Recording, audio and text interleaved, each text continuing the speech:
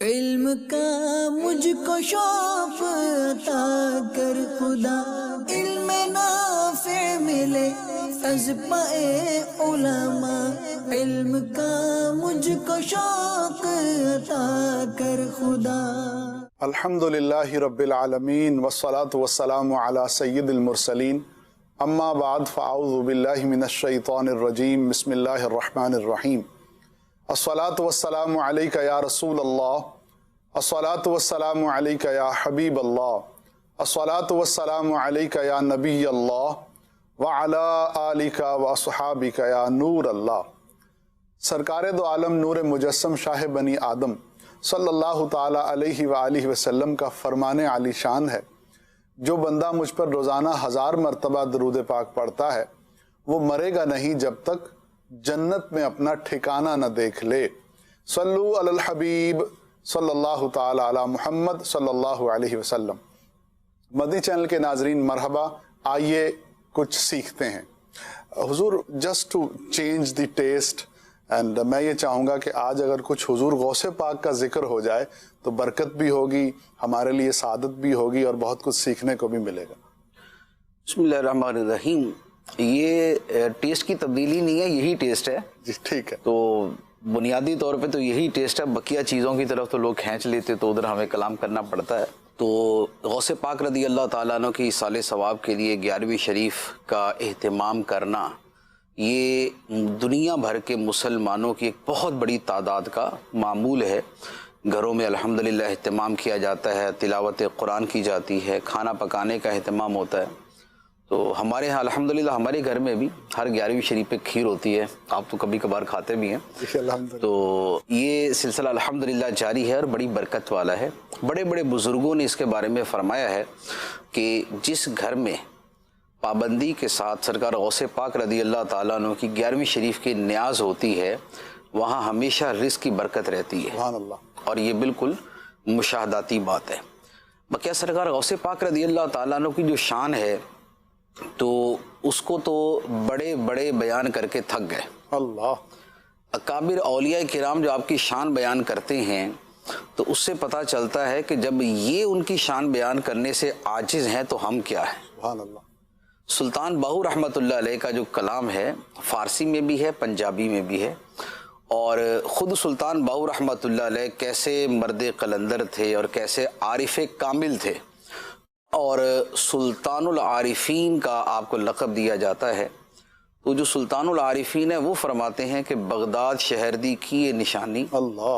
اچیاں لمیاں چیراں ہو، تن من میرا پرزے پرزے، جیویں درزیدیاں لیراں ہو، انہاں لیراں دی گل کفنی پا کے میں رلساں سنگ فقیراں ہوں، اللہ اللہ بغداد شہر دے ٹکڑے منگساں تے میں کرساں میراں میراں ہوں۔ سبحان اللہ۔ تو جب سلطان العارفین رحمۃ اللہ علیہ جیسی ہستیاں یہ کہتی ہیں کہ بغداد شہر میں جا کے ہم اپنے تن من کے پرزے پرزے کر کے اور اسے کپڑے کے چھوٹے چھوٹے ٹکڑوں کی صورت میں اپنے گلے کے اندر کفنی پہن کے ہم وہاں کے فقیروں کی صف میں کھڑے ہو جائیں گے، اور بغداد شہر میں غوث پاک کی جو روحانی خیرات ہے اس کے ٹکڑے ہم مانگیں گے، اور زبان سے جو غوث پاک کے نام کے نعرے ماریں گے، میرا میرا کریں گے۔ تو جب اتنے بڑے ولی یہ کہتے ہیں تو سرکار غوث پاک کی شان اور آپ کا مقام و مرتبہ پتہ چل سکتا ہے۔ تو بغداد شہر دے ٹکڑے منگساں تے میں کرساں میرا میرا ہوں۔ اعلیٰ حضرت رحمۃ اللہ علیہ نے اسی کو جو دوسرے الفاظ کے اندر بیان فرمایا ہے کہ واہ کیا مرتبہ اے غوث ہے بالا تیرا، اونچے اونچوں کے سروں سے ہے قدم اعلیٰ تیرا، سر بھلا کیا کوئی جانے کہ ہے کیسا تیرا، اولیاء ملتے ہیں آنکھیں وہ ہے طلوہ تیرا۔ سبحان اللہ۔ تو بہت دور کی شے کو دیکھنے کے لیے بندہ بڑا گھور گھور کے دیکھتا ہے، اور پھر جب نظر نہیں آتا تو پھر وہ اپنی آنکھیں ملتا ہے کہ شاید کوئی آگے جالا آ گیا یا کوئی ایسا کچھ چیز ہے کہ جس کی وجہ سے وہ دور کی شے نظر نہیں آ رہی، تو آنکھیں مل مل کے وہ دیکھتا ہے۔ تو اعلیٰ حضرت فرماتے ہیں کہ سرکار غوث پاک رضی اللہ تعالیٰ عنہ کا مقام یہ ہے کہ آپ کا طلوہ دیکھنے کے لیے اولیاء اپنی آنکھیں ملتے ہیں۔ اللہ۔ سر بھلا کیا کوئی جانے کہ ہے کیسا تیرا، اولیاء ملتے ہیں آنکھیں وہ ہے تلوا تیرا. سبحان اللہ. یہ سرکار غوث پاک کی شان ہے.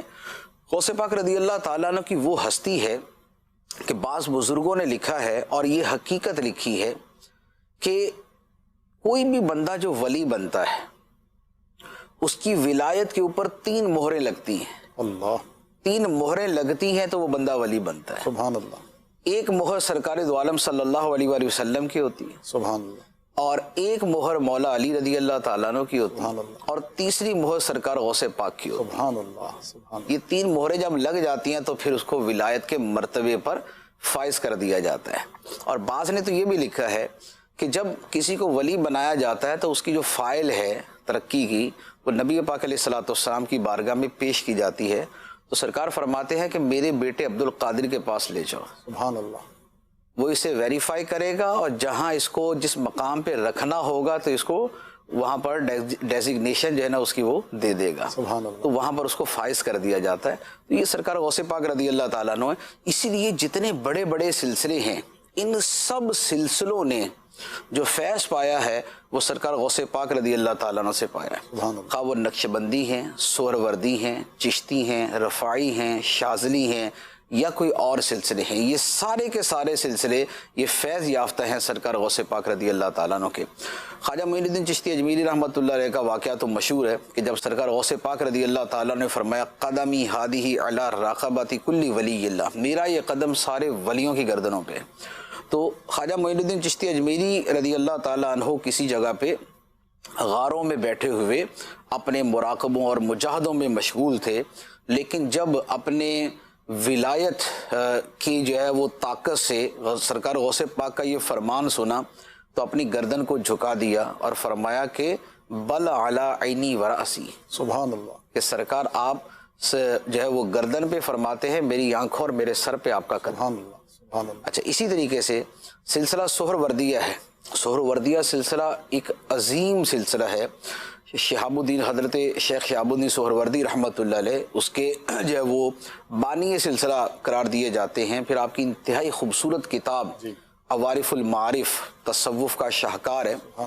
تو آپ کا معاملہ یہ ہے کہ فرماتے ہیں, خود آپ کے بارے میں کتابوں میں لکھا, خود آپ نے بھی اس کا ذکر فرمایا کہ میں 14-15 سال کا تھا تو میرے چچا ابو نجیب عبد القاہر سہروردی, وہ بھی ایک ولی کامل تھے, وہ مجھے لے کر سرکار غوث پاک کی بارگاہ میں گئے اور جا کے کہا کہ جناب یہ میرا بھتیجا ہے اور اسے پڑھنے پڑھانے کا بڑا شوق ہے, اور خاص طور پہ جو فلسفہ اور عقائد علم الکلام ہے وہ اس نے بہت پڑھا ہوا, تو اب آپ کی خدمت میں لے کے آیا ہوں کہ تھوڑا سا اگلے مرحلے بھی طے کروا دیں. سبحان اللہ. تو سرکار غوث پاک رضی اللہ تعالیٰ نے قریب بلایا اور قریب بلا کے جو اپنا دست مبارک ان کے سینے پہ پھیرا یا نگاہ مبارک ڈالی تو جتنا پڑھا پڑھایا تھا سارا اڑ گیا, سب زائل ہو گیا, مستور ہو گیا. تو شہاب الدین سہروردی علیہ رحمہ جو ہے وہ پریشان ہو گئے کہ لوگ لینے آتے, میرا پہلا بھی جاتا رہا. اللہ. تو لیکن وہی ہے کہ کچھ لکھنے کے لیے پہلا لکھا مٹانا پڑتا ہے نا. تو سرکار غوث پاک رضی اللہ تعالیٰ عنہ نے دوبارہ سینے سے لگایا اور پھر جو علوم اور معارف کے سمندر ان کو عطا فرمائے, تو جو پہلا تھا وہ قطرہ تھا, بعد میں سمندر عطا کر دیا. اور اس کے بعد پھر سلسلہ سہروردیہ جو ہے وہ شیخ شہاب الدین سہروردی رحمۃ اللہ علیہ سے جاری ہوا. تو یہ تو ڈائریکٹ فیض, یعنی خواجہ معین الدین چشتی اجمیری رحمۃ اللہ علیہ وہ بھی ڈائریکٹ فیض یافتہ, اور یہ تو بارگاہ میں حاضر ہو کر ڈائریکٹ فیض یافتہ ہے. بلکہ خواجہ غریب نواز رحمۃ اللہ علیہ کے بارے میں بھی یہ موجود ہے کہ آپ بھی بغداد شریف میں حاضر ہوئے اور تقریباً 50 دن وہاں پر گزارے. سبحان اللہ. اور فیض یافتہ ہو کر واپس گئے. اچھا, نقشبندی سلسلہ ہے. نقشبندی سلسلے کا معاملہ یہ ہے کہ سرکار غوث پاک رضی اللہ تعالیٰ عنہ ایک مرتبہ بخارا شہر کے پاس سے گزرے. تو یہ خواجہ بہاؤالدین نقشبند رحمۃ اللہ علیہ یہ بخارا کے ہیں.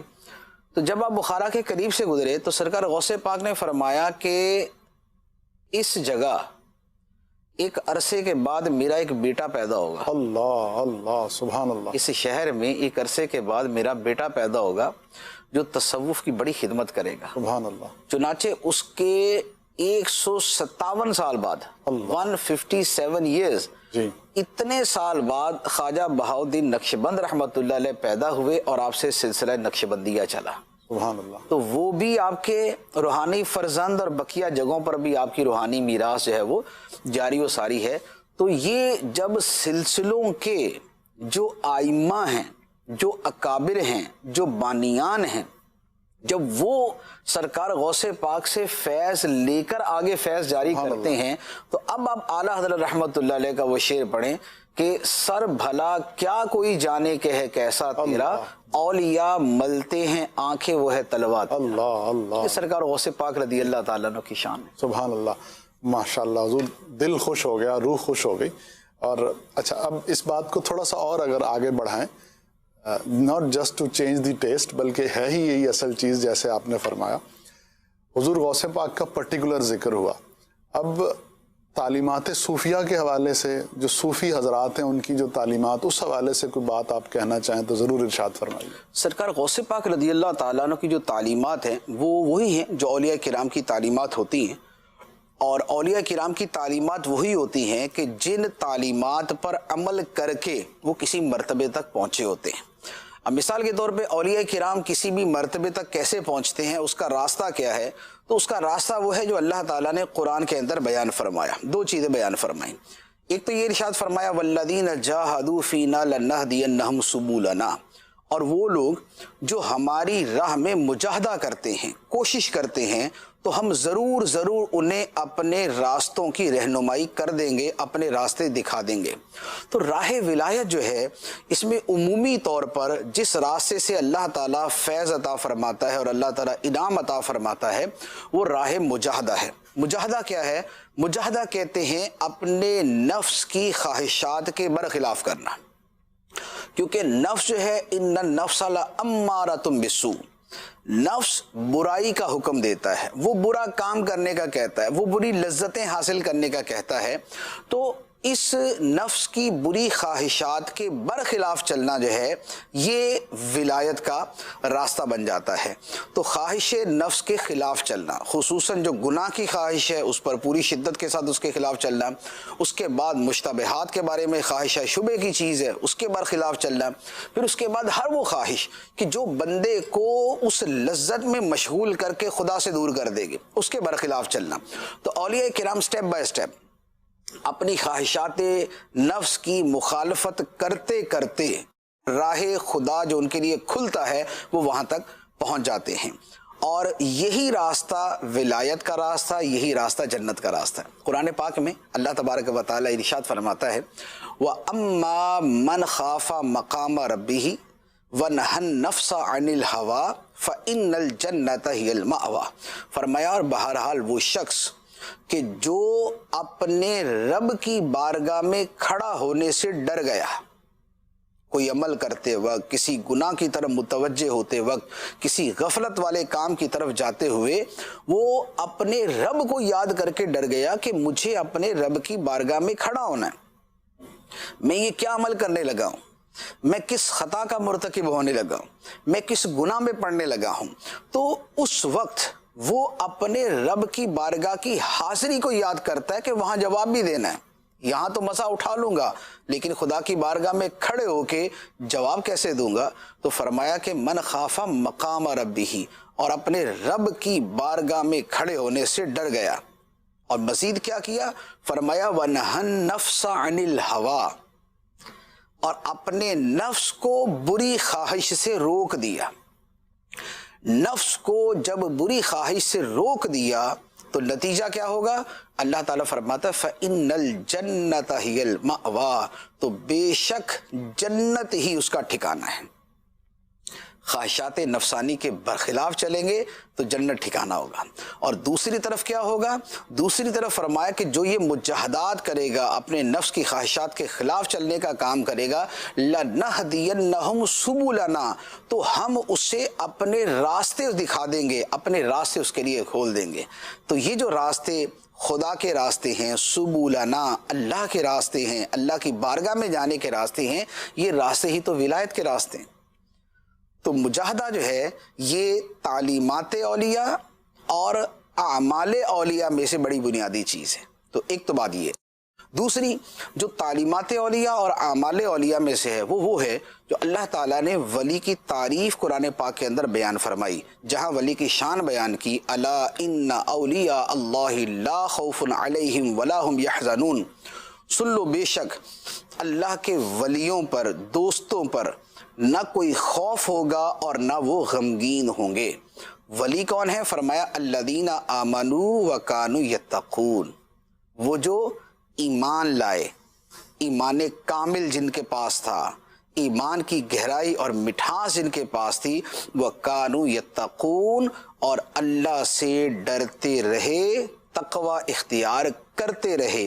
تقوی ان کی خو و خصلت بن گیا، ان کی زندگی کا حصہ بن گیا، ان کا مزاج بن گیا، ان کے اندر رچ بس گیا، ان کے اعمال تقوی کی بنیاد پر ہوا کرتے تھے۔ تو یہ تقوی جو ہے یہ اولیاء کرام کے اعمال اور ان کی تعلیمات کے اندر سب سے نمایاں اور سب سے مقدم چیز ہے۔ تو اولیاء کرام کی جو تعلیمات ہے اس میں ایک مجاہدہ ہے، نفس کی خواہش کے خلاف چلنا، گناہ کے برخلاف چلنا، نیک عمل کرنا، اور دوسرا تقوی ہے، اور تقوی کا مطلب ہی بنیادی طور پہ گناہ سے بچنا ہے۔ سرکار غوث پاک رضی اللہ تعالیٰ عنہ نے ایک مرتبہ تقوی کی تعریف یہ بیان فرمائی، فرمایا کہ تقوی یہ ہے کہ تیرا کوئی قدم شریعت کے خلاف نہ اٹھے۔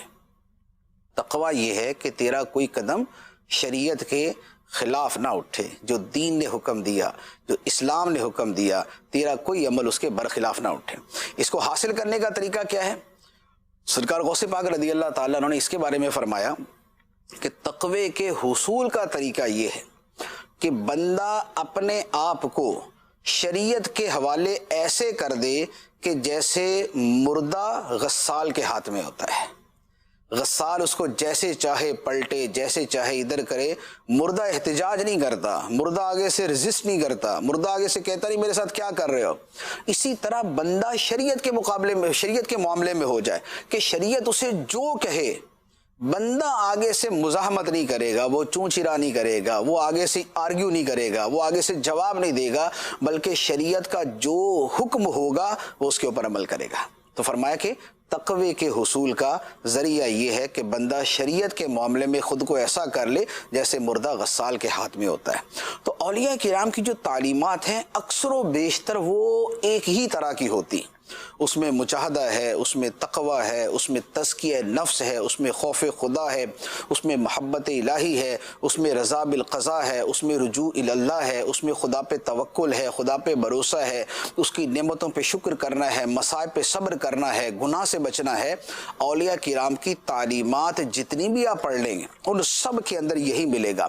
پھر اس کے ساتھ ایک شاید جو بطور خاص ایڈ ہوتی ہے وہ ہوتی ہے کہ اللہ کی طرف بندگی اور عاجزی اور ہمبلنس کے ساتھ رجوع کرنا، بندگی کرنا، عبادت کرنا، قرآن سے محبت کرنا، تلاوت سے محبت کرنا، نوافل سے محبت کرنا، گرمیوں کے لمبے روزوں سے محبت کرنا، خدا کی خاطر بھوکا پیاسا رہنا، اللہ کی خاطر اپنے کھانے پینے اور لذات کے اندر کمی کرنا، اولیاء کرام کی تعلیمات یہ بنتی۔ اچھا، ایک اور تعلیم ہے جو آپ کو تقریباً ہر ولی کی زندگی، سیرت یا اس کے مزار کے ساتھ بھی ملے گی۔ وہ کیا ہے اس کو بطور خاص میں یہاں پر ذکر کروں گا کیونکہ فی الوقت اس کی ایک اعتبار سے حاجت بھی ہے۔ وہ یہ ہے، آپ اولیاء کرام کے مزار پہ چلے جائیں۔ اولیاء کرام کے جو مزارات ہیں یا تو قبرستان میں ہوتے ہیں۔ اچھا، جو قبرستان میں ہے تو چونکہ وہ تو قبرستان ہی ہے تو وہاں تو کچھ اور بنتا نہیں ہے، لیکن قبرستان سے ہٹ کر اگر آپ کو اولیاء کرام کا مزار جدا گانا ملے گا تو آپ کو ہر جگہ پر ولی کے مزار کے ساتھ مسجد ضرور ملے گی۔ آپ سرکار غوث پاک کا مزار دیکھ لیں، آپ داتا صاحب کا مزار دیکھ لیں، آپ جو ہے وہ لال شہباز قلندر کا مزار دیکھ لیں، آپ بابا فرید کا مزار دیکھ لیں، آپ جو ہے امام بری سرکار کا مزار دیکھ لیں، آپ یہاں پر جو ہے وہ عبداللہ شاہ غادی علیہ رحمہ کا مزار دیکھ لیں، مصری شاہ بابا کا مزار دیکھ لیں۔ آپ جو بھی مزار دیکھیں گے آپ کو نظر آئے گا کہ مزار کے ساتھ مسجد ضرور ہوتی ہے۔ کیوں؟ اس لیے کہ ولی ایسا ہوتا نہیں ہے کہ جس کا مسجد کے ساتھ تعلق نہ ہو۔ مسجد کو آباد کرنا، مسجد کو تعمیر کرنا، مسجد بنانا اور مسجد کی خدمت کرنا، یہ اولیاء کرام کا ہمیشہ سے وتیرہ اور ہمیشہ سے ان کا طریقہ رہا ہے۔ وہ مسجد ضرور بنایا کرتے تھے اور پھر اس مسجد کے فروغ میں اور اس مسجد کی جو ہے وہ آباد کاری میں اور اسے مسلسل آباد رکھنے کے اندر کوشش کیا کرتے تھے۔ اس لیے اولیاء کرام کے مزارات کے ساتھ مسجد ضرور ہوتی، اور کیوں نہ ہو کہ مسجد وہ جگہ ہے کہ جس کے تعمیر کرنے، جسے آباد کرنے اور جسے آباد رکھنے والے کے ایمان کی گواہی اللہ تعالیٰ نے قرآن پاک کے اندر دی ہے۔ چنانچہ بزرگوں نے باقاعدہ یہ فرمایا ہے کہ جس بندے کو تم مسجد میں بہت زیادہ آتے جاتے دیکھو، اس کے مومن ہونے کی گواہی دو۔ کیوں؟ اس لیے کہ اللہ تعالیٰ نے قرآن میں اس کے مومن ہونے کی گواہی دی ہے۔ فرمایا انما یعمر مساجد اللہ من آمن باللہ والیوم الآخر۔ فرمایا اللہ کی مسجدوں کو صرف وہی لوگ آباد کرتے ہیں جو اللہ پر ایمان رکھتے ہیں اور جو آخرت پر ایمان رکھتے ہیں۔ تو مسجدوں کو آباد کرنا جو ہے یہ اللہ پر اور آخرت پر ایمان کی نشانی۔ مسجدوں کو آباد کرنا یہ انبیاء علیہم السلام کی عظیم سنت ہے۔ انبیاء علیہم السلام مسجدیں بناتے ہیں، ان کو آباد کرتے آئے۔ تو اب جیسی صورتحال ہوتی ہے اس کے مطابق عمل کیا جاتا ہے۔ آج بطور خاص اس کے حوالے سے عرض کرنے کا مقصد یہ ہے کہ یہ اپریل کا مہینہ ہے، تو اب چونکہ مسجدیں آج کل بند ہیں، لوگوں کی آمد و رفت کم ہے، اور خاص طور پہ جمعے تک کے اندر بھی ایک بڑی محدود تعداد کو اجازت ہے اور اکثر و بیشتر جگہ پر اس پر عمل بھی ہے، لیکن اب ہو یہ رہا ہے کہ مسجد کا جو نظام چلتا ہے، اس نظام کے چلانے کے اندر جو سب سے مرکزی کردار ہوتا ہے وہ ہوتا ہے امام کا، مؤذن کا، خادم کا۔ خادم صفائی کرتا ہے، مؤذن اذان دیتا ہے، امام جو ہے وہ نماز پڑھاتا ہے۔ یہ تین بندے آپ سائیڈ میں کر دیں، آپ کی مسجد ویران ہو جائے گی۔ اگر امام نہ ہو، مؤذن نہ ہو، خادم نہ ہو تو آپ مسجد چلا کے دکھا دیں۔ تو مسجد کا جو چلنا ہے، اس کی جو آبادی ہے اور وہاں نمازوں کا سلسلہ جاری رہنا ہے، یہ سارے کا سارا دار و مدار رکھتا ہے امام، مؤذن اور خادم پر۔ پھر بقیہ انتظامیہ اس کے ساتھ تھوڑا بہت جو ہے وہ چلا رہی ہوتی ہے، لیکن جو اصل روح مسجد کی ہے وہ تو نماز ہے۔ مسجد کا سب سے بنیادی مقصد جو ہے وہ انتظام چلانا نہیں ہوتا، وہ نماز ہوتی ہے، اور نماز کے لیے اذان دی جاتی ہے اور لوگوں کے لیے جگہ کی صفائی کی جاتی ہے۔ تو امام، مؤذن، خادم، یہ تین افراد جو ہیں یہ مسجد کی آبادی میں سب سے مرکزی حیثیت رکھتے ہیں۔ اب ہوا یہ کہ اب چونکہ مسجدوں میں جانے کا رجحان جو ہے وہ کم ہے پابندی کی وجہ سے، تو اب جو مسجدوں کے اخراجات چلتے ہیں وہ لوگوں کے چندے سے چلتے ہیں۔ لوگ جمعے میں آتے ہیں، جمعے کے اندر چندہ دیتے ہیں یا عام دنوں میں چندہ دیتے ہیں، لیکن اب مسجدوں کے بند ہونے کی وجہ سے مسجدوں کا چندہ بند ہو گیا، اور نتیجہ یہ ہوا ان کو تنخواہ دینے کے پیسے نہیں۔ تو اب وہ جو انسانیت ہر جگہ کرتے ہیں کہ جناب انسانیت کی مدد، راشن دینا، خدمت کرنی، تو جو امام، مؤذن، خادم ہے یہ انسان بھی ہے اور انسانوں میں بہت بہتر انسان ہیں کہ یہ مسجد کی خدمت کرنے والے اور اسے آباد کرنے والے، جن کی ایمان کی گواہی خدا قرآن کے اندر دیتا ہے۔ تو لہٰذا اپنے قرب و جوار کی مساجد کو دیکھیں۔ ولیوں نے مسجدوں کو آباد کیا، نبیوں نے مسجدوں کو آباد کیا، تو آپ اپنے قرب و جوار کی مسجدیں دیکھیں کہ آپ کی مسجد کے امام، مؤذن، خادم، ان کی صورتحال کیا ہے۔ کیا ان کو اس مہینے کی سیلری ملی یا نہیں ملی؟ کیا ان کے گھر کے اندر بھی راشن ہے یا نہیں؟ کہ ایسا تو نہیں ہے کہ وہ بیچارے مشکل میں پڑے ہوئے؟ تو لہذا جہاں پر دوسروں کی آپ مدد کرتے ہیں تو ائمہ مساجد کو ترجیحی بنیادوں پر پرائرٹی دیتے ہوئے، ترجیح دیتے ہوئے ان کی خدمت کرے، مسجدوں کی خدمت کرے، تاکہ مسجدوں کا نظام چلتا رہے۔ نظام نہیں چلے گا تو پھر سارے کا سارا جو نا وہ دائیں بائیں ہے۔ تو لہذا اولیاء کرام کی تعلیمات میں جو مسجدیں بنانا اور اسے آباد کرنے کا نقطہ ہے، اس کو ذرا سامنے رکھ کے مسجدوں کی طرف فوری طور پہ توجہ دے کے جو سیلریز ہیں، جو انتظام ہیں، ان کے اندر اپنا حصہ ضرور لیں۔ جی ماشاءاللہ، مسجدوں کا جو انتظام و انصرام ہے وہ بہت ضروری ہے اور اس وقت میں بہت زیادہ ضروری ہے، اور اولیاء کرام کی تعلیمات میں مجاہدہ ہے، تقوی ہے، شریعت پر پابندی ہے، اور پھر نیک اعمال پر استقامت کے ساتھ لگے رہنا ہے۔ میرے پاس آج ایک بہت انٹرسٹنگ کویسچن ہے، اور وہ مفتی صاحب ایسا ہے کہ لوگ فیڈ بیک دیتے ہیں سلسلے کے بارے میں لیکن آج میں چاہوں گا کہ میں آپ کا فیڈ بیک لوں، یعنی اس طرح سے کہ آپ ماشاءاللہ لوگوں کو ترغیب دلاتے ہیں یہ کریں یہ کریں، تو لوگ وہ کرتے ہیں یا نہیں؟ تو اور لوگ تو مجھے بتائیں گے، میں آپ سے پوچھنا چاہتا ہوں کہ خود آپ تک کیا اطلاعات ہیں کہ آپ جو بات کرتے ہیں اس پر لوگ عمل کرتے ہیں؟ دیکھیں ہوتا یہ ہے، اس میں دو چیزیں عرض کروں گا. ایک تو ہے کہ واقعی فیڈ بیک ہے اور وہ کیا ہے. دوسرا یہ ہوتا ہے کہ ہمیشہ یہ ذہن میں رکھیں کہ جو مبلغ ہوتا ہے اس کا کام لوگوں کو ایک شے پہنچا دینا ہوتا ہے، بتا دینا ہوتا ہے. ٹھیک ہے، عمل کرے نہ کرے یہ ان کا میٹر ہوتا ہے. اس بندے کا جو ثواب ہوتا ہے نا وہ اس کو مل جاتا ہے، وہ اس کی نیت کے اوپر دار و مدار رکھتا ہے. اس لیے کبھی بھی کسی شے کی ترغیب دے نا تو اس میں ترغیب دیتے ہوئے تو ایک جذبہ ہوتا ہے نا، ایک جذبات ہوتے ہیں کہ یار ایک بندہ اس کے اوپر عمل کرنا شروع کر دے. ٹھیک ہے، لیکن توقع یہ بھی رکھے کہ کوئی بھی عمل نہیں کرے گا. ٹھیک ہے، کیونکہ آپ نے ترغیب دی اس بات کی کہ پوری دنیا ہی بدل جائے گی، اور بعد میں باہر نکلے تو وہی جناب ابھی وہ 1935 کا ایکٹ ہی چل رہا تھا. تو اس سے جو ہے نا پھر وہ بندے کے اندر مایوسی ہو جاتی ہے کہ یار ان کو اس قوم کو جتنا مرضی سمجھا دے اس پہ کوئی اثر نہیں ہونا. تو اس طرح کی چیز جو ہے نا وہ ذہن میں رکھنی نہیں چاہیے. جو حکم خدا بیان کیا، حکم شریعت بیان کیا، وہ اللہ کے حکم پہ اللہ کی رضا کے لیے بیان کیا. عمل کرنا نہیں کرنے کی یہ خواہش تو ہے ہمیں کہ لوگ عمل کریں، باقی نہیں کرتا تو یہ ان کا میٹر ہے. تو لہٰذا اس چیز کو ایسا ہی لینا چاہیے. یہ میں اس لیے کہہ رہا ہوں کہ بہت سے لوگ اس سے مایوس ہو جاتے ہیں کہ یار ہم نے یہ کیا یہ کہا لیکن ہوا تو کچھ بھی نہیں. تو جب ہوا کچھ نہیں، جب اس ذمہ داری کو اپنے اوپر لے لیتے نا پھر مایوسی ہوتی ہے. تو لست علیہم بمسیطر، کہ تم ان کے اوپر جو نا کوئی مسلط نہیں کیے ہوئے کہ تم نے کروا کے چھوڑنا ہے. وما علینا الا البلاغ، ہمارے اوپر تو پہنچا دینا ہے صرف. اب یہ ہے کہ جیسے ہم جو بات کرتے ہیں تو اس پہ لوگ عمل کرتے یا نہیں.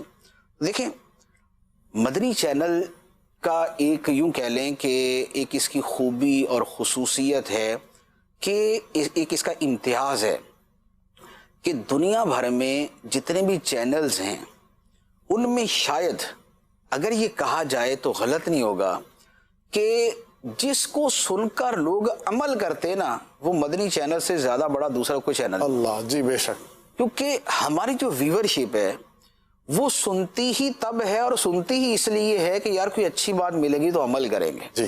کیونکہ دعوت اسلامی کا جو ماحول ہے وہ بنا ہوا اس انداز کا ہے کہ سنتے ہیں اور عمل کرتے، سنتے اور عمل کرتے ہیں. اور دعوت اسلامی کا ویسے جو ماحول ہے اس کے اندر جو عمل کی ترغیب ہے اور جو اس میں جتنے بھی احکام شرع ہیں ان کی طرف توجہ اور رغبت دلانے کی ترغیب ہے وہ بہت زیادہ ہے. تو ہمارے الحمدللہ عمل کا ریشو بہت اچھا ہے. اچھا پھر یہ ہے کہ جو چیزیں ہم بیان کرتے ہیں اس میں کیا ہے، اس میں جو ہے وہ تلاوت قرآن ہے، اذکار ہے، اوراد ہیں، کچھ اچھے اعمال ہیں، اچھے اخلاق ہے. تو ہمارے ہاں تو ہاتھوں ہاتھ ہی بہاریں آ جاتی ہیں نا کہ اگر ہم بات کریں کہ یار آپس میں لڑو نہیں، پیار محبت سے رہا کرو، تو اس کے بعد جو ہے وہ اطلاع مل جاتی کہ یار ہمارے ہاں یہ ترکیب تھی لڑنے کی لیکن اب ہم نے صلح صفائی کے ساتھ زندگی گزارنے کا ارادہ کر لیا، یا اور بہت ساری چیزوں کا. اچھا ایک بہت بڑی ترغیب جو ہمارے ہاں دی جاتی ہے اور جو ہمارے سلسلے کے اندر بھی بہت دی گئی وہ ہے کتابیں پڑھنے کی، مطالعہ کرنے کی، علم دین کے بارے میں خاص طور پہ مطالعہ کرنے کی.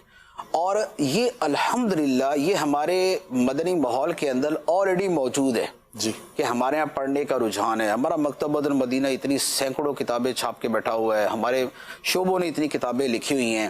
اچھا پھر وہ ہفتہ وار رسالے کا مطالعہ کرنا وہ ایک بڑا سلسلہ چلتا ہے. تو ہمارے یہاں پڑھنے کی طرف نا یوں کہہ لیں کہ جبرن طوعن کرہن تو رغبتاً رہبتاً ہر طریقے سے وہ موجود ہے کہ لوگ پڑھنے کی طرف آئے. تو لوگ پڑھتے ہیں، وہ لوگ بھی پڑھتے ہیں کہ جب بتاتے تو بندہ کہتا ہے اچھا آپ نے بھی پڑھا ہوا ہے، کمال ہے. پھر الحمدللہ ہمارے مدنی ماحول کے اندر ایسے اسلامی بھائی ملتے ہیں کہ ایک تعداد ہے جنہوں نے صراط الجنان کی 10 جلدیں پوری کی پوری پڑھی. میں آپ کو ایک حیرت انگیز بات بتاؤں، یہ ابھی 4-5 دن پہلے کی بات ہے. ہمارے وہ ایک مبلغ ہے نا شہاب بھائی، ترکی میں ہوتے ہیں، ان کی والدہ کا یہاں انتقال ہو گیا کراچی میں. وہ ترکی میں تھے اور یہ فلائٹیں وغیرہ بند ہے تو وہ آ نہیں سکے. تو انہوں نے مجھے کہا کہ آپ جو ہے وہ سوئم کے اوپر بیان کر دیں، فیس بک پہ بیان کر دیں. تو میں نے فیس بک پہ بیان کر دیا. تو بیان کے بعد انہوں نے مجھے میسج کر کے بتایا اپنی والدہ کے بارے میں کہ میری والدہ کی یعنی نیک اعمال کیا تھے وہ بتائے. میں حیران ہو گیا کہ सिरात उल जिनान 2 मरतबा उन्होंने मुकम्मल पढ़ी हुई थी। अल्लाह की वालिदा ने सिरात उल जिनान 2 मरतबा मुकम्मल पढ़ी हुई थी माशाअल्लाह। और तीसरी मरतबा 10वें पारे पे पहुंची हुई थी। अल्लाह अल्लाह। तो गोया इल्मे दीन पढ़ने और सीखने का जो सिलसिला था वो चल रहा था उनका जी, और इसी दौरान ही उनको मौत आ गई। और इल्मे दीन की फजीलत ये है कि जिसको इल्म सीखते सीखते मौत आएगी, क़यामत के दिन सिद्दीकीन के साथ उठाया जाएगा। सुभान अल्लाह सुभान अल्लाह। यानी सिद्दीक अकबर रज़ी अल्लाह ताला अन्हु के कदमों में उसको उठाया जाएगा। और एक रिवायत में ये है कि जो इल्मे दीन सीखते सीखते दुनिया से गया तो उसके और नबियों के दरमियान 1 दर्जे का फर्क हो। अल्लाह सुभान अल्लाह सुभान वो अल्लाह। दर्जा बेसिकली यही बनता है कि वो सिद्दीकों के साथ उठाया जाएगा और सिद्दीकों से ऊपर नबियों का मर्तबा होता है। तो ये दावत इस्लामी का माहौल कि एक खातून जो है 2 मरतबा तफसीर कुरान मुकम्मल 10 जिल्दें पढ़ना आसान नहीं होता और तीसरी मरतबा उसका मुताला जारी है। अच्छा, फिर इसी तरह पर्सनली जो मेरे जानने वाले इस्लामी भाई हैं, दोस्त हैं, उनके साथ भी मुताले के हवाले से गुफ्तगू होती रहती है। उनमें कई ऐसे हैं कि जिन्होंने सिरातुल जिनान मुकम्मल, इहयाउल उलूम मुकम्मल, सिरातुल मनाजी मुकम्मल, बहार शरीयत मुकम्मल और इसके अलावा न जाने कौन कौन सी किताबें पढ़ी हुई हैं। और कई ऐसे हैं कि जो पर्सनली जिनसे रब्ता है तो वो पूछते रहते हैं कि अच्छा ये किताब पढ़नी है, अच्छा जी ये किताब पढ़नी है, फलां पढ़ लें फलां पढ़ लें, तो उनको मशवरे देते रहता हूँ, वो पढ़ते रहते हैं। तो एक इतनी बड़ी तादाद है पढ़ने वालों की कि जो अल्हम्दुलिल्लाह इस तरह मुताला करते हैं। मैंने बहुत अरसा पहले एक मरतबा बयान किया तफसीर के बारे में कि यार तफसीर की किताबें पढ़े। हमारे एक तालिब इल्म थे, उन्होंने 15 तफसीर की किताबें पढ़ दी। अल्लाह, 15 तफसीर 5-6 साल के अंदर 15 किताबें तफसीर की, और उनमें एक एक किताब जो है कोई 5 जिल्द की, कोई 6 जिल्द की, कोई 10 जिल्द की थी, उन्होंने मुकम्मल कर दी। बाद में बीमार हो गए इतना पढ़ के, तो एतदाल के साथ नहीं पढ़ा होगा, लेकिन इतना माशाल्लाह पढ़ने वाले मौजूद हैं। अभी भी मामला ये है कि जैसे आजकल लोग फारिग भी हैं, मुताले का जहन देते हैं, तो अब भी बहुत सारे इस्लामी भाइयों के मैसेजेस आते हैं कि जी अल्हम्दुलिल्लाह हमने फ़लाँ किताब पढ़ ली, फ़लाँ किताब पढ़ ली। कल ही मेरे एक अजीज़ का मुझे मैसेज आया हुआ था कि मैंने अल्हम्दुलिल्लाह पूरा कुरान पाक जो है वो मुकम्मल कर लिया है। यानी अभी जो 12-15 दिन गुजरे हैं इसके अंदर कुरान पाक पूरा पढ़ लिया। तो कोई कुरान पाक पढ़ने पे लग गया तो कुरान पाक मुकम्मल पढ़ दिया, किसी किताब पे लग गया तो उसने वो किताब जो है ना वो मुकम्मल कर दी। तो यूँ अल्हम्दुलिल्लाह मजमूई तौर पे बहुत से अफराद हैं कि जो पढ़ रहे हैं और मुसलसल लगे हुए माशाल्लाह। इसी से रिलेटेड मुफ्ती साहब मैसेजेस आना शुरू हो गए। कुछ लोग तो ये बता रहे हैं कि हमने ये पढ़ लिया है, कुछ लोग मजीद पूछ रहे हैं। जैसे एक साहब कह रहे हैं कि ये जो मिरातुल मनाजी है आपने पिछले किसी सिलसिले में जिक्र किया, तो ये क्या चीज़ है? मिरातुल मनाजी जो है ये मुफ्ती अहमद यार खान नईमी रहमतुल्लाह अलैह की मिशकात शरीफ की शरह है 8 जिल्दों में। मिशकात शरीफ ये एक हदीस की किताब है जिसमें सनदें हज़्फ करके सिर्फ अहादीस जो है वो जमा की गई हैं, और ये बड़ा खूबसूरत मजमूआ है अहादीस का, क्योंकि इसमें बुखारी मुस्लिम की हदीसों की एक फसल होती है, फिर सिहाह सित्ता की बकिया किताबों की एक जो है ना वो चैप्टर होता है, और फिर उसके बाद बकिया जो किताबें हैं वहाँ से वो चैप्टर होता है। तो यूं ये शुरू से लेकर आखिर तक तकरीबन 8-9 हज़ार हदीसें हैं और बहुत जामे अहादीसें हैं, जिसमें इल्म के फ़ज़ाइल, ईमान के बारे में, ईमानियात के बारे में, अकायद के बारे में, फिर नमाज, रोज़ा, हज, ज़कात, इसके फ़ज़ाइल भी, मसाइल भी, फिर बकिया दीगर फ़िकी अबवाब। उसके बाद फिर आगे जाके जो है फ़ज़ाइल का बाब, किताबुल मनाक़िब, अम्बिया के फ़ज़ाइल, नबी पाक अलैहिस्सलाम के, सहाबा किराम के, फिर किताबुल रिक़ाक़ के जो दिल को नरम करने वाली बातें वो हैं, फिर किताबुल आदाब है, ये खाने पीने, उठने बैठने, सोने जागने की सुन्नत आदाब, ये सब मौजूद है। तो यूँ एक ये जामे किताब है। तो उसकी शरह बहुत से उलमा ने की है। एक शरह अल्लामा तीबी अलैहिर्रहमा की है, इसी तरह एक शरह जो है वो मुल्ला अली कारी अलैहिर्रहमा की मिरक़ातुल मफ़ाती है। 2 शुरूहात जो है उसकी शेख अब्दुल हक मुहद्दिस देहलवी रहमतुल्लाह अलैह की, एक अशियातुल लम्आत ये फ़ारसी में है और एक है लम्आतुत तनक़ीह ये अरबी के अंदर है। लेकिन इन सब को एक बहुत खूबसूरत अंदाज में इन शुरूहात का जो खुलासा है और बहुत सारा इजाफा करके हकीमुल उम्मत मुफ्ती अहमद यार खान नईमी रहमतुल्लाह अलैह ने इसे मिरातुल मनाजी के नाम से ये शरह लिखी है। तो यूँ ये एक अच्छी शरह है हदीस की किताबों की। इसी तरह एक और बड़ी हदीस حدیث کی کتابوں کے حوالے سے عرض کرتا ہوں کہ المدینۃ العلمیہ کی ایک کتاب ہے شرح ریاض الصالحین۔ ریاض الصالحین جو ہے یہ کثیر ابواب پر مشتمل، یہ حدیث کا بڑا خوبصورت مجموعہ ہے علامہ نووی رحمۃ اللہ علیہ کا، تو اس کی شرح المدینۃ العلمیہ نے لکھی ہے، شاید 5 جلدیں تو میرے خیال میں چھپ چکی ہیں۔ تو یہ کتاب جو ہے یہ بھی بڑی خوبصورت ہے، اس میں ابواب بھی ہیں، آداب بھی ہیں، فضائل بھی ہیں اور بہت اچھی چیزیں، تو یہ بھی پڑھی جا سکتی ہے ریاض الصالحین کی شرح۔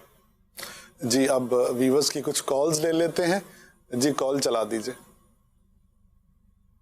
مفتی صاحب میرا آپ سے سوال یہ ہے کہ آج کل لوگ اتنے زیادہ پریشان ہیں کرونا وائرس کی وجہ سے، اور جو ان کا پیسہ ہے وہ بھی جو ہے ان کو بچا نہیں پا رہا۔ اٹلی میں سنا ہے کیا کہتے ہیں لوگوں نے تنگ آ کر پیسہ جو ہے وہ پھینک دیا ہے، تو اگر یہ خبر درست ہے تو کیا اس طرح پیسہ پھینکنا جائز ہے یا نہیں؟ جواب ارشاد فرما دیں۔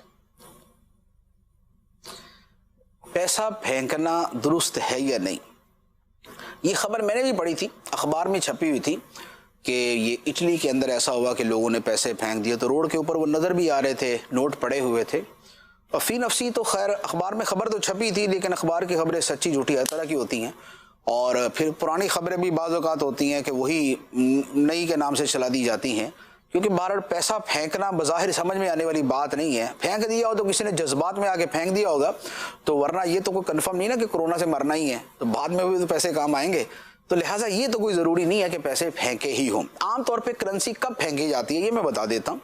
کرنسی عام طور پہ پھینکی جاتی ہے کہ جب کوئی کرنسی منسوخ ہو جائے، ختم ہو جائے، کہ جیسے کسی ملک کے اندر جو افراط زر ہے وہ بہت زیادہ بڑھ جائے، اور ایک صابن جو ہے وہ بھی 3 لاکھ روپے کے اندر ملے، کیونکہ کرنسی اتنی نیچے آ چکی ہے کہ وہ 3 لاکھ روپے ہمارے پاکستان کے 100 روپے نہیں بنیں گے، تو پھر جب اتنی کرنسی نیچے آ جاتی ہے تو پھر کئی ملکوں کے اندر اس کرنسی کو ختم کر دیا جاتا ہے، اور ختم کر کے پھر نئی کرنسی وجود میں آتی ہے۔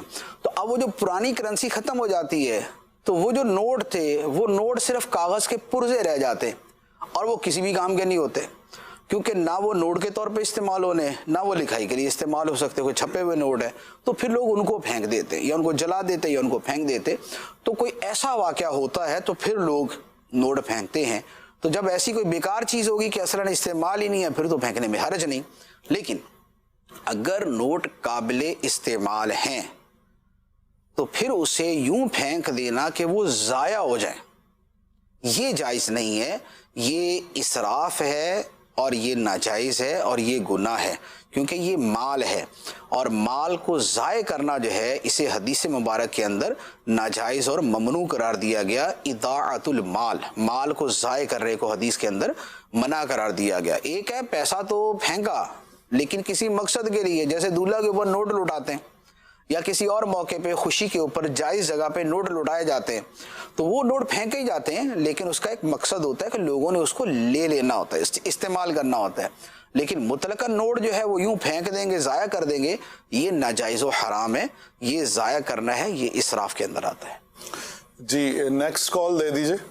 شیر زمان منڈی بھاودین سے، میرا مفتی صاحب کی بارگاہ میں ایک سوال تھا کہ یہ جو دل کی حقیقت ہے یہ کیا ہے؟ کیا یہ جو دل ہمارے اندر ہوتا ہے یہ تو ایک عضو ہے، آرگن ہے، تو کیا یہ جو معرفت کی جتنی باتیں ہیں یا طریقت کی جتنی باتیں ہیں یہ اس دل سے متعلقہ ہیں کہ اس دل کے ساتھ معاملات کچھ ہوتے ہیں، یا یہ اس کوئی دل سے مراد انسانی سوچ یا ذہن؟ اس حوالے سے برائے مہربانی ضرور ہماری رہنمائی فرما دیں۔ دل کیا ہوتا ہے؟ دل دریا سمندروں ڈونگے کون دلاندیاں جانے ہو۔ دل کی جو حقیقت ہے یہ بہت گہری ہے، بہت گہری ہے۔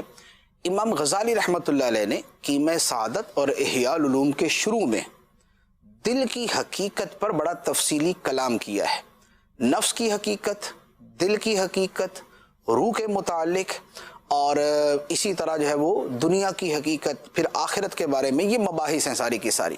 اچھا، اس میں جو روح کی حقیقت ہے وہ تو واضح ہے کہ روح کی حقیقت کوئی بیان نہیں کر سکتا، اسے کما حقو کوئی نہیں سمجھ سکتا، کیونکہ روح کے بارے میں قرآن پاک کے اندر واضح فرما دیا گیا وَمَا أُوتِيتُم مِّنَ الْعِلْمِ إِلَّا قَلِيلًا، اور تمہیں بڑا تھوڑا علم دیا گیا۔ باقی دل کیا ہے؟ کیا وہ جو گوشت کا ٹکڑا ہمارے اندر ہے، جو دھڑکتا ہے، جو پمپ کرتا ہے، جو خون کو جو ہے وہ پمپ کرتا ہے، اور جو نظام تنفس کے ساتھ जुड़ा हुआ है, सांस के साथ भी जुड़ा हुआ है, जिसके ऊपर ज़िंदगी का मदार है, तो ये जो हम तसव्वुफ और रूहानियत की बातें करते हैं, क्या ये इस दिल के साथ है या कोई और ही कोई दिल है? तो इसके बारे में अर्ज़ ये है कि देखें, जो हमारा दिल गोश्त का टुकड़ा है, जो ख़राब हो जाए तो स्टेंट डालते हैं, बाईपास करते हैं, चीरते हैं उसको, ये है मकान, ये है मकान। और इस मकान के अंदर एक मकीन है। वो मकीन जो है वो एक लतीफ़े की सूरत में है। लतीफ़े से मुराद है लतीफ़ शय, एक ऐसी यूं कह ले कि जिसकी ताबीर जो है ना वो पूरी तरह करना मुश्किल है। वो एक रिसीवर और एक जो है ना वो यूं कह लें कि एक सोचने समझने की सलाहियत और दीगर बहुत सारी चीज़ों पर मुश्तमिल वो एक चीज़ है, वो इस मकान में होती है। तो जिस दिल के बारे में हम ये कहते हैं ना कि ये दिल मारिफत इलाही का खजीना है, ये दिल जो है ये इस जहान से ज़्यादा वसी है, ये दिल जो है ये वाले कारनामे सरंजाम दे देता है, तो वो ये गोश्त का लोथड़ा नहीं बल्कि इसमें एक बातनी अम्र जो है वो दिल है। और वो जो रूहानियत की जितनी चीज़ें हैं वो उसके साथ मुताल्लिक होती हैं। तो दिल का जो बुनियादी और बेसिक कॉन्सेप्ट है रूहानियत के एतबार से वो ये वाला है। जी, एक और कॉल दे दीजिए। मोहम्मद शकील अतारी, खालिया शहर, जिला मंडी बहादुर से बात कर रहा हूँ।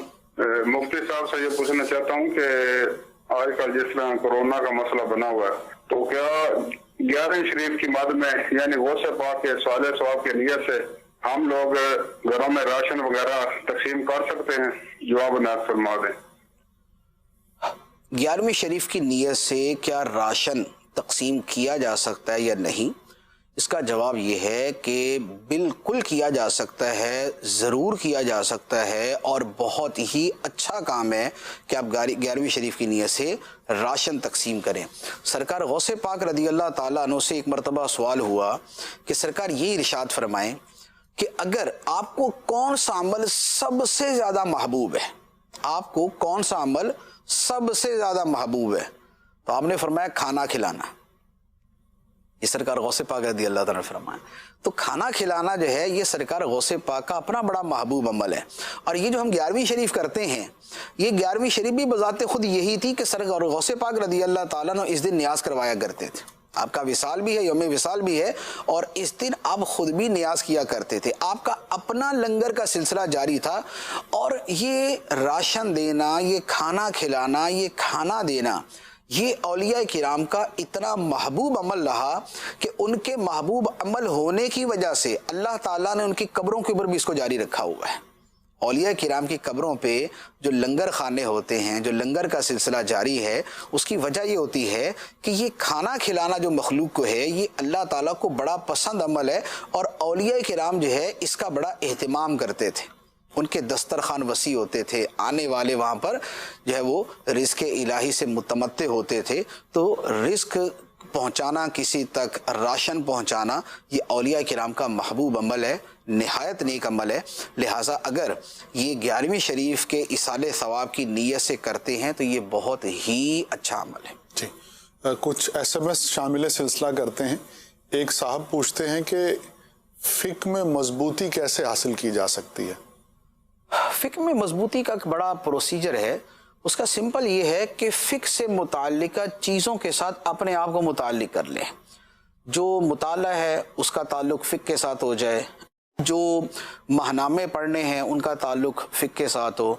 इसी तरह जो प्रोग्राम वगैरह देखते हैं उसमें भी फ़िक़ही प्रोग्रामों को जो है वो प्रायोरिटी दे के जो है वो पढ़ा जाए। फिर इसी तरह किसी न किसी मुफ्ती के साथ बहुत अच्छा ताल्लुक़, ये बड़ा ज़रूरी है कि किताबें पढ़ के और सुनकर फ़िक़्ह का आना जो है, फ़िक़्ह तो आ जाएगी लेकिन तफक्को नहीं आएगा, यानी फ़िक़्ह आ जाएगी, फ़िक़्ह की समझ नहीं आएगी, तो उल्टे उल्टे मसले बयान करना शुरू कर देंगे। तो ये जो तसहीह होती है ये मुफ्तियाने किराम की सोहबत से ही होती है। ये बिल्कुल ऐसा ही है कि जैसे कोई आदमी मेडिकल के प्रोग्राम देखता रहे, मेडिकल की किताबें पढ़ता रहे, तिब की किताबें पढ़े, तिब के प्रोग्राम देखे और बाद में अपना मतब खोल के लोगों को मारना शुरू कर दे, तो ये हो नहीं सकता, बल्कि किसी तबीब हासिक की सोहबत ज़रूरी है। इसी तरह महज बुनियादी मालूमात के लिए तो फ़िक़्ह पढ़ी जा सकती है, لیکن فقہ کا گہرا علم حاصل کرنا ہو تو پھر کسی محقق مفتی کی صحبت کے بغیر یہ ممکن نہیں. جی ایک اور سوال ہے مفتی صاحب، عقیقے کی رقم، یعنی ایک صاحب ہیں وہ یہ چاہتے ہیں کہ میں عقیقے کی رقم کے ذریعے غریبوں کی مدد کر دوں، تو کیا اس سے ان کا عقیقہ ادا ہو جائے گا؟ یہ جیسے آج کل کے حالات میں غالباً ہوگا نا کہ بھئی عقیقہ کرنا ہے تو لوگ بھی بیچارے پریشان ہیں تو ان کو دے دیا جائے. تو دیکھیں اس میں طریقہ یہ ہے، عقیقے کا اصل جو مطلب ہے نا وہ تو ہے شکرانے کے طور پہ، اولاد کے شکرانے کے طور پہ قربانی کرنا. ٹھیک ہے، عقیقے کا اصل مطلب یہ ہے، لہذا اس کے اندر ذبح کا پایا جانا ضروری. اچھا اب ذبح کر بھی لیں تو خود اس کے اندر بھی موجود ہے کہ اگر جانور ذبح کیا جائے تو اس میں بھی مستحب اسی طرح کے اس کے 3 حصے کیے جائیں. ٹھیک، اس میں بھی غریبوں کو دیا جائے، اس میں بھی رشتہ داروں کو دیا جائے، اور اس میں گھر میں بھی استعمال کیا جائے.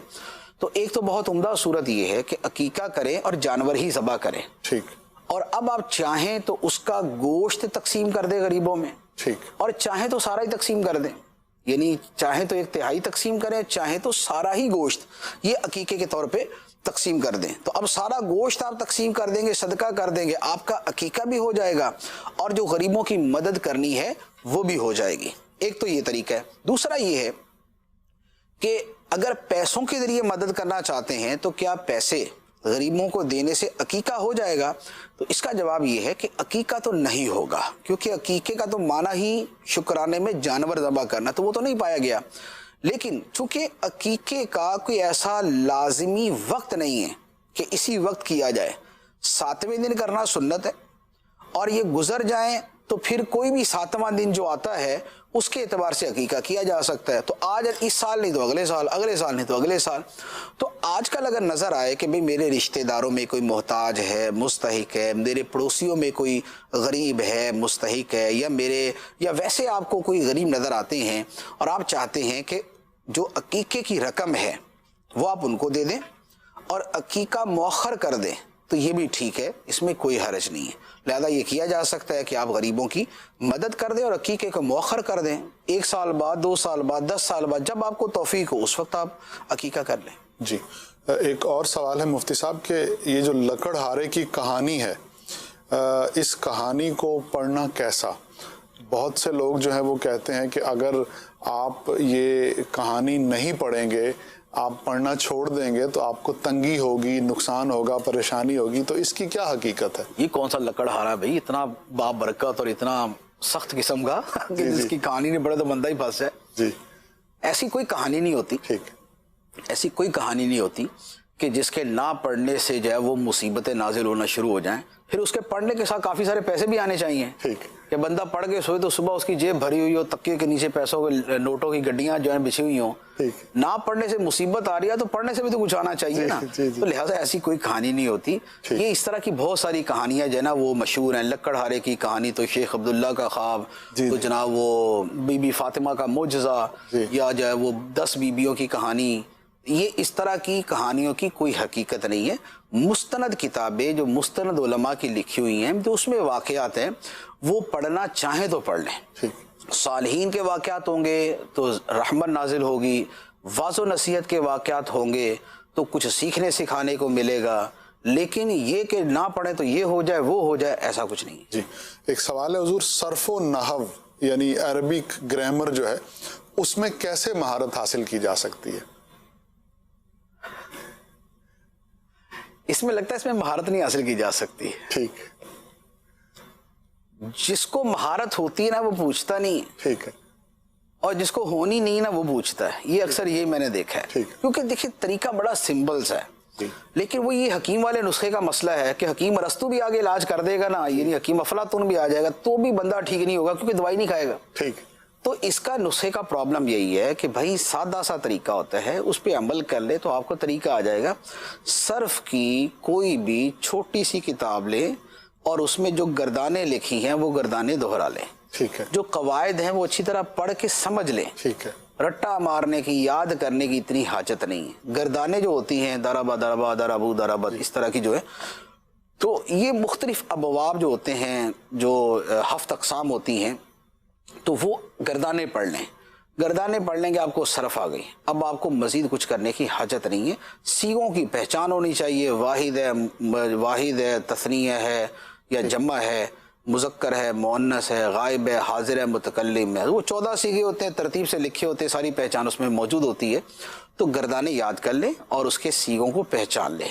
نحو کے لیے سمپلی یہ ہے کہ بھئی ایک آسان سی جو کتاب اردو کے اندر آپ کو ملے وہ لے لیں، اور اس کے ساتھ یہ نحو میر ہے. نحو میر کتاب اردو میں بھی موجود ہے، مکتبۃ المدینہ کی بھی چھپی موجود ہے. وہ کتاب پڑھیں اور اس کو زبانی یاد کر لیں. ٹھیک. نحو میر کو زبانی یاد کر لیں. میں نے نحو میر کو، میں اپنا بتاتا ہوں، میں نے اس کو زبانی یاد کر کے 30 دن اس کو روزانہ پڑھا تھا. اللہ، 30 دن پوری کتاب روزانہ پڑھا. 30 صفحے تھے فارسی کے اندر، 30 دن اس کو روزانہ پڑھا. تو یہ پانی کی طرح جس کو یاد کرنا کہتے ہیں نا، یہ اس طرح یاد تھی. اب اس کے بعد جب ترکیب کی باری آئی، آگے جو ترکیب کی کتاب شرح میں تو عامل پڑھی جاتی ہے، یا اور بھی کوئی سادہ سی ترکیب والی کتاب لے لے، تو جب آپ اس کو پڑھتے ہوئے اپلائی کریں گے، اگر آپ کو پیچھے اصل اصول پورے یاد ہیں تو یہاں آپ کو تنگی نہیں ہوگی. تو یہاں پر آپ اس کو اپلائی کر دیں، اپلائی کر کے آپ چلتے جائیں. لیکن اس میں کسی نہ کسی سے مدد ضرور لینی پڑتی ہے، ورنہ پھر غلط جو ہے نا وہ ہوتی جائیں گی. باقی جو لمبی ترکیبیں ہوتی ہیں نا، ترکیب زنجیری جس کو کہتے ہیں اور دیگر اس طرح کی ترکیبوں میں نہیں پڑھنا چاہیے. یہ تو کسی نے ماہر فن بننا ہے نا تو وہ پڑھے، ورنہ سادہ بس کافی ہے. جی پہلے تو مجھے یہ معلوم تھا کہ آپ حافظ قرآن بھی ہیں، تو آج پتہ چلا کہ آپ حافظ نحو میر بھی ہیں، اور شاید اور بھی بہت سی کتابیں آپ نے حفظ کی ہیں. نحو میر کا تھا اب نہیں ہوں، اب تو قواعد یاد ہیں تو بس کافی ہے. جی کچھ کالز لے لیتے ہیں. جی کال چلا دیجئے. مفتی صاحب سے سوال یہ ہے کہ یہ کہنا کیسا ہے کہ ہم کرونا سے لڑ رہے ہیں؟ بعض لوگ کہتے ہیں کہ یہ اللہ کا عذاب ہے، تو اس طرح نہیں کہنا چاہیے کہ ہم کرونا سے لڑ رہے ہیں. اس حوالے سے رہنمائی فرمائیں. کورونا سے لڑ رہے ہیں اور لڑنے کے اندر میدان کی بجائے گھروں میں بیٹھے ہوئے ہیں، تو یہ لڑائی ہو رہی ہے.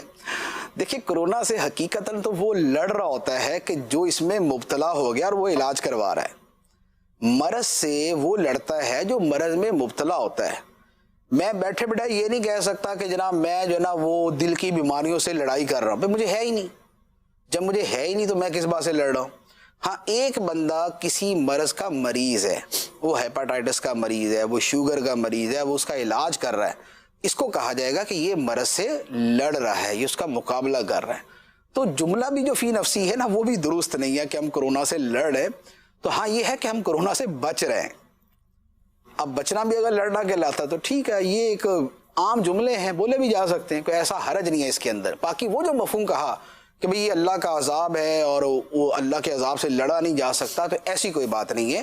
یہ اللہ کا عذاب ہے یا نہیں یہ کوئی طے شدہ بات نہیں ہے. ہو سکتا ہو سکتا نہ ہو سکتا کسی کے لیے ہو کہ کسی کو خدا سزا کے طور پہ مبتلا کرے، اور ہو سکتا ہے کسی کو جو ہے نا وہ امتحان کے طور پہ مبتلا کرے. تو کوئی بھی صورت ہو سکتی. تو ہمیں تو نہیں پتا کہ ہمارے اوپر عذاب ہی آیا ہوا ہے، ہو سکتا ہے ہمارا امتحان چل رہا، اور مسلمانوں کا اکثر امتحان ہی ہوتا ہے.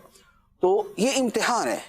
امتحان کے اندر جو ہے وہ کوشش کی جاتی ہے کہ بندہ کامیاب ہو جائے، تو وہاں لڑائی نہیں کر رہے ہوتے.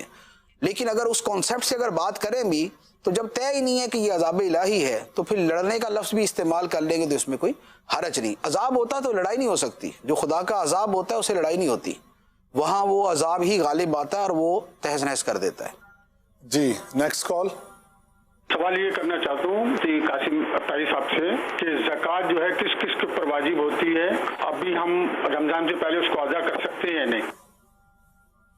زکوٰۃ کس پر واجب ہوتی ہے؟ اس کا سادہ سا مسئلہ یہ ہے کہ ہر وہ شخص کہ جس کے پاس 52.5 تولے چاندی یا اس کے برابر رقم ہو یا اس کے برابر کرنسی کوئی بھی ہو، ڈالر ہے، پاؤنڈ ہے، یا اس کے پاس اتنا جو ہے وہ کیا نام ہے مال تجارت ہے، تو اس کے اوپر زکوٰۃ لازم ہو جائے گی، جبکہ نمبر 1 اس رقم کے اوپر سال گزر جائے، یعنی اس کے صاحب نصاب ہونے پر سال گزر جائے. اور دوسرا یہ ہے کہ اس کی یہ جتنی چیزیں ہیں یہ اس کی حاجت اصلیہ میں یا قرض کے اندر مشغول نہ ہوں. رقم تو ہے لیکن فوری خرچ کرنی ہے، یا رقم تو ہے لیکن اس بندے پہ قرضہ چڑھا ہوا ہے، تو اب اس کے اوپر زکوٰۃ لازم نہیں ہوگی. تو یہ اس کی تھوڑی سی تفصیل ہے، لیکن اس مسئلے کا میرے خیال میں بار تفصیلی جواب دارالفتہ اہل سنت کے سلسلے میں دیا گیا، اس کو بھی سن لیجیے، لیکن میں نے جو بیان کر دیا یہ بھی کافی ہے. اچھا اب یہ ہے کہ رمضان سے پہلے بھی زکوٰۃ دے سکتے یا نہیں؟ تو اس کا جواب یہ ہے کہ زکوٰۃ کا رمضان کے ساتھ کوئی تعلق نہیں. زکوٰۃ کا تعلق ہوتا ہے بندے کے اوپر نصاب کے سال گزرنے کا.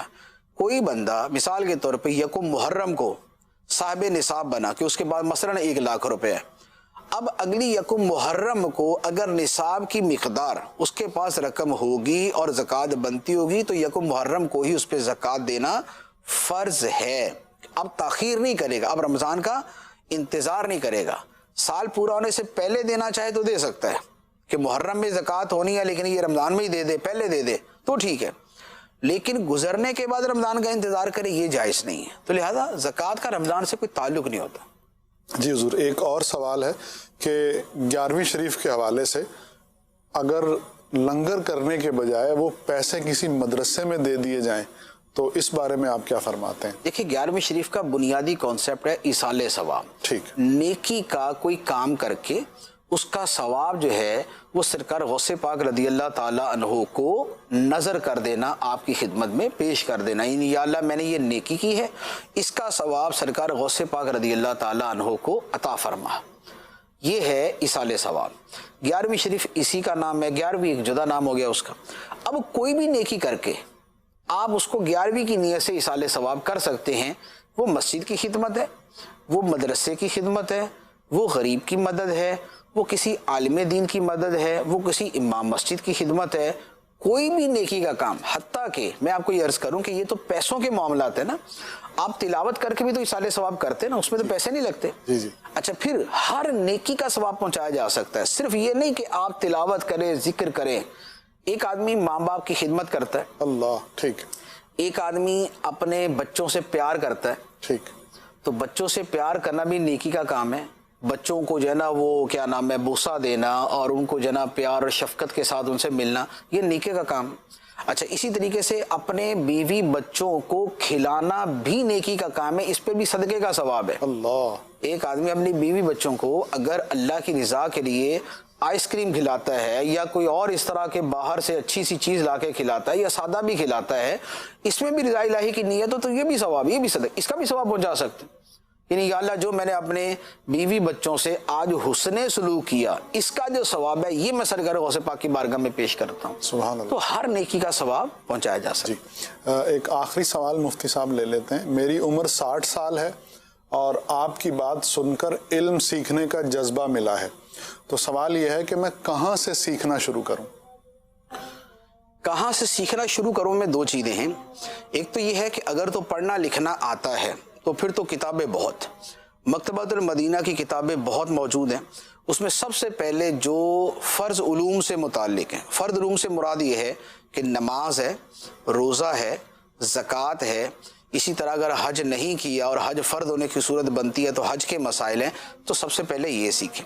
پھر اس کے ساتھ جو باطنی امور ہیں، حسد ہے، بغض ہے، تکبر ہے، کینہ ہے، اس طرح کے مسائل. اسی طرح جو غیبت کے احکام ہے، چغلی کے احکام ہے، یہ سیکھیں کیونکہ یہ بھی عادات کے اندر پائی جاتی ہے. تو پہلے یہ جو ضروری چیزیں یہ سیکھیں. اس کے ساتھ پھر آپ اس کے ساتھ ساتھ قرآن پاک کی تفسیر پڑھ لیں، صراط الجنان پڑھ لیں، آسان بھی ہے اور قرآن پاک سے متعلق بھی ہے تو آپ اس کو پڑھتے جائیں. پھر اس کے علاوہ کتابیں ڈھیروں ڈھیر ہیں، آپ پڑھتے جائیں. اور اگر پڑھنا نہیں آتا تو پھر سننا ہی ایک ذریعہ ہے. سننے کے لیے پھر آڈیو موجود ہیں، ویڈیوز موجود ہیں، موبائل کے اندر اپلیکیشنز موجود ہیں، مدنی چینل موجود ہے.